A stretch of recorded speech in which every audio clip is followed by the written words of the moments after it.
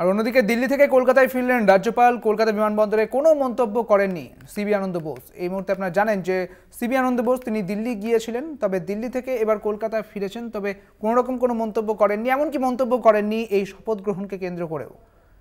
দিল্লি থেকে কলকাতায় ফিরলেন রাজ্যপাল। কলকাতা বিমানবন্দরে পৌঁছন তিনি। সাংবাদিকরা তাকে প্রশ্ন করলে তিনি কোনো রকম মন্তব্য করতে চাননি।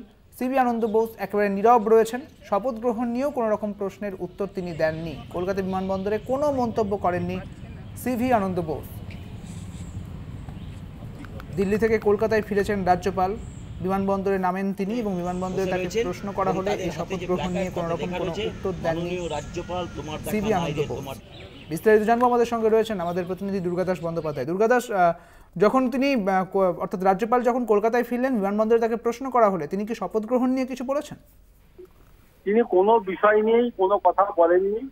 তিনি মুখে প্রশ্ন রেখেছেন এবং তাকে সাংবাদিক মহল থেকে বিভিন্ন ধরনের প্রশ্ন তাকে করা হয়। একদিকে যেমন ছিল এই শপথ গ্রহণ অনুষ্ঠান নিয়ে যে জটিলতা নিয়ে, কিন্তু তিনি কাঁচের ভেতর থেকে হাত নামিয়ে ইশারা করে যেটা বলেছেন তার অভিযোগ প্রকাশ করেছে যে তিনি কোনো বিষয় নিয়ে কোনো কথাই বলবেন না।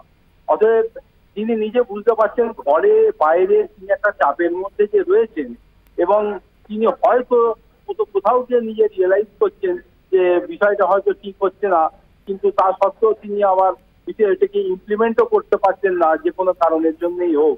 তবে মানুষের বক্তব্য তখনই বন্ধ হয়ে যায় বা তারা কোনো প্রশ্নের উত্তর দিতে চায় না যখন অনৈতিকতার বেড়াজালে সে আবদ্ধ হয়ে পড়ে। যদিও রাজ্যপালের বিষয়টি নিয়ে রাজ্যপাল কি ভাবনা চিন্তা করছেন সেটা তিনি জানেন, তবে মানুষের এই ভোটে মানুষের আশা আকাঙ্ক্ষা নিয়ে যে দুজন ব্যক্তি শাসক দলের হয়ে তারা নির্বাচিত হয়েছেন বা জয়লাভ করেছেন, তাদেরকে এইভাবে এলাকার উন্নয়নের ক্ষেত্রে তাদেরকে অংশগ্রহণ করতে দেওয়া যাচ্ছে না। তার একটাই কারণ হচ্ছে যেহেতু একটা জটিলতা বা সাংবিধানিক জটিলতা রয়ে গেছে এই শপথ গ্রহণকে কেন্দ্র করে।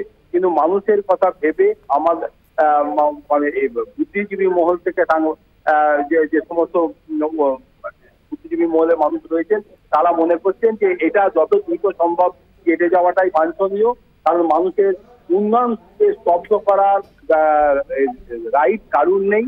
তার মানুষের ভোটে যিনি নির্বাচিত হয়েছেন, মানুষের প্রত্যাশাকে পূরণ করার চেষ্টা তিনি নিশ্চয়ই করবেন, তাকে সেই সুযোগটা অন্তত দেওয়া উচিত। কিন্তু দুর্গাদাস, তার এই নীরব থাকার কারণ কি বলে তোমার মনে হয়?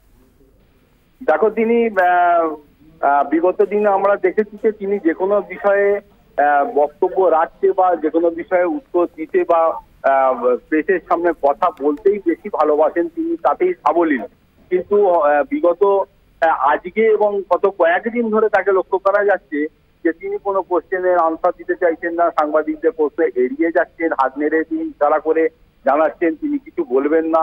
ফলে কোথাও যেন গিয়ে মনে হচ্ছে সুরতাল ছন্দের অভাব তার মধ্যে রয়েছে এবং তাকে হয়তো তার বিবেক দংশাচ্ছে যে এই ঘটনা এই কাণ্ডকে আর বেশি দিন এগিয়ে নিয়ে যাওয়াটা উচিত হবে না। কিন্তু তিনি হয়তো তার ওপর দিক থেকে বা তিনি অন্যভাবে কোনো প্রেসার বা কোনো পরামর্শ তার কাছে আছে যে কারণে তিনি এটা হয়তো ইমপ্লিমেন্ট করতে পারছেন না।